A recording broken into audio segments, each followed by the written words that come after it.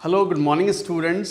देखो आज conceptual mistakes by the students वाली सीरीज़ में एक और ऑफरिंग ये मुझे कल क्लिक किया। एक बच्चे ने मुझसे डाउट पूछा था, फिर मुझे क्लिक किया और वो बच्चा ऐसा है कि जो अच्छा परफॉर्म कर रहा है और उसका डाउट है तो फिर तो और बच्चों के भी डाउट हो सकते हैं।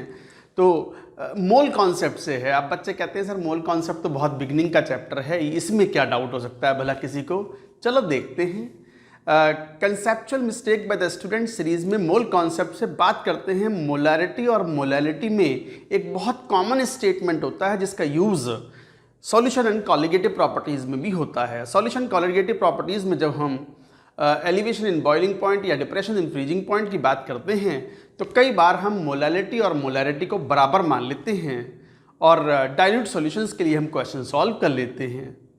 तो मैं आपके सामने एक छोटा सा स्टेटमेंट लिख रहा हूँ, आपको बताना है कि ये फॉल्स स्टेटमेंट है या ट्रू स्टेटमेंट है। Let us see the statement. Molarity and molality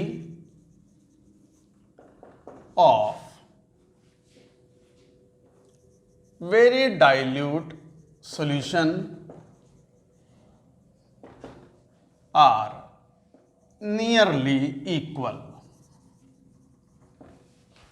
ये स्टेटमेंट है molarity and molality of very dilute solution are nearly equal. Molarity और मोलैलिटी बराबर ही होते हैं, बहुत डाइल्यूट सॉल्यूशन हो। ट्रू और false?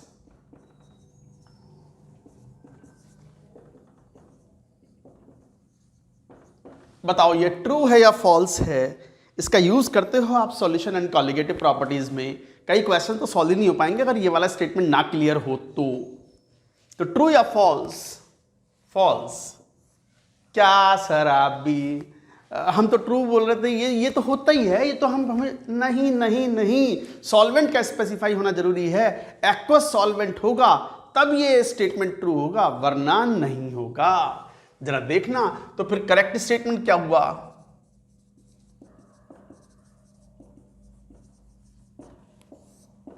Molarity and molality of a very dilute aqueous solution are nearly equal।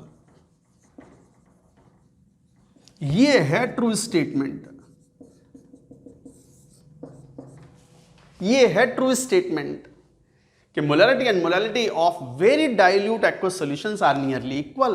अगर डाइल्यूट वर्ड नहीं यूज करोगे, क्यों? Because density, reason because density of solution is nearly 1 gram per ml। चलो मैं दोनों cases लेके देता हूं। First, if solution is aqueous,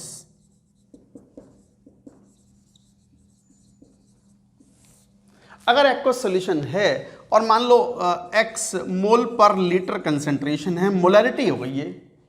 so this is molarity and this is molarity,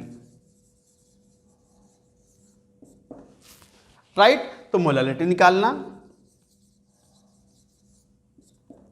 molality is equal to, अब 1 litre में x moles हैं तो x मोल अपॉन नीचे क्या चाहिए होता है, mass of solvent in kg। तो 1 लीटर सॉल्यूशन अगर मान लें तो 1000 ml into density 1 gram per ml। Density 1 gram per ml minus x moles हैं into molar mass of solute.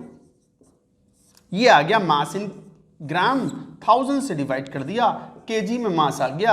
और ये वाला टर्म इग्नोर कर दो। Why this term is ignored? Because solution is very dilute. तो 1000 से 1000 डिवाइड हो गया। So this nearly comes out to be कितना, x मोलल। अब देखो ये मत कहना कि सर ये कैसे कैलकुलेशन कर दी। ये मोलैरिटी के इंटर कन्वर्जन्स तो आपको आने ही चाहिए। अच्छा सुनो, अगर सॉल्यूशन एक्वस ना हो। सेकंड अप्रोच में क्या, solution is non aqueous. Non aqueous मतलब सॉल्वेंट वाटर नहीं है, तो फिर कैसे निकालोगे?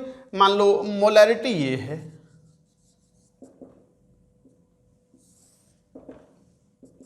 x मोल पर लीटर, और डेंसिटी जो है वो ले ली हमने d ग्राम per ml।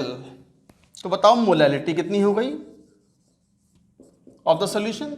x moles upon 1 litre solution मान लो तो 1000 वॉल्यूम हो गया ml में इंटू डेंसिटी d, ये हुआ mass of solution minus x moles है into molar mass of solute upon 1000 kg में।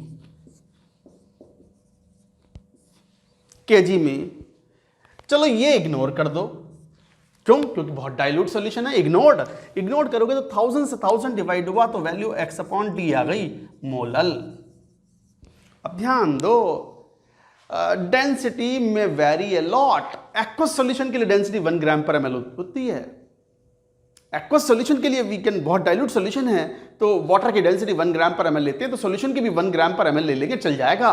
बट मान लो ये अल्कोहल हुआ, मिथेनॉल हुआ, डेंसिटी अराउंड 0.8 होती है, तो 0.8 से डिवाइड करोगे इसको तो अच्छा खासा डिफरेंस आएगा, 20-25% का डिफरेंस आ जाएगा। So molality is not equal to molarity in that case. तो यहां पर मोलैरिटी इक्वल नहीं है।